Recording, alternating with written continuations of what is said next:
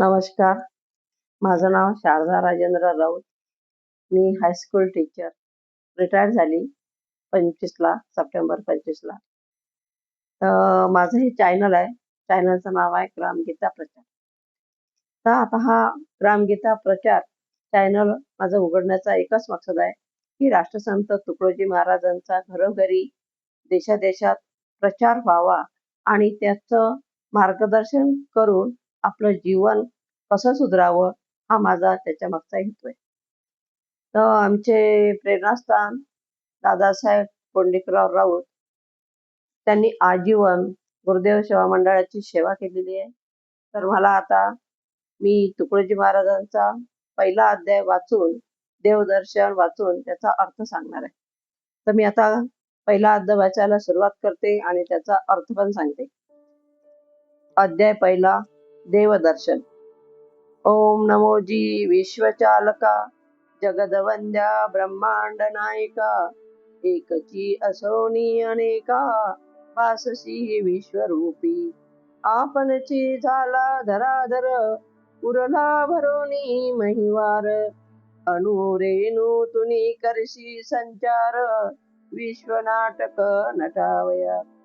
आपणची मंदिर मूर्ती पुजारी, आपणची पुष्पे होऊनी पूजा करी. आपणची देव रूपे अंतरी, पावे भक्ता गणेश शारदा आणि सद्गुरु. आपणची भक्त काम कल्पतरू, देव देवता नारद तुंबरू. आपणची झाला नाना चातुर्य कला व्यापे, आपणची गावनाचे आलपे. प्रसन्न होनी आपणची सोपे, भक्ती फळ दावी. गुरु शिष्य एकाच स्थळीचे, भिन्न नाहीत पाता मुळीचे. सुख संवाद चालती भिन्न तत्वाचे, रंगरंगणी आनावया. हे जयाची अनुभवा आले, त्यांचे जन्म मरण दुःख संपले. आत्मस्वरूप मुळीच भले, ओळखले म्हणूनिया. त्यासी नाही उरला भ्रम, विश्व आपणास झाले ब्रह्म. तो जे जे करील ते ते कार्य, पूजाच तुझी ईश्वरा.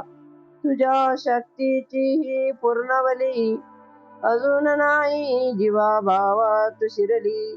मनोनीचा ज्ञान दशा उरली आम्हा पासी. जेव्हा तुझे दर्शन घडे, उघडती दा विशाल ज्ञानाचे कवाळे. मग मी तूपणाचे पवाडे, कोठेच देते. ज्यासी तुझे दर्शन घडले, त्यास कैचे परके राहिले. सर्व विश्वाची झाले आपुले, दिव्येपणी. परी आम्ही वंचित दर्शनाशी, परसुखे आनंद कुठला आम्हासी. आपुल्या स्वार्थ स्वल्प संतोषी, मानतो सर्व.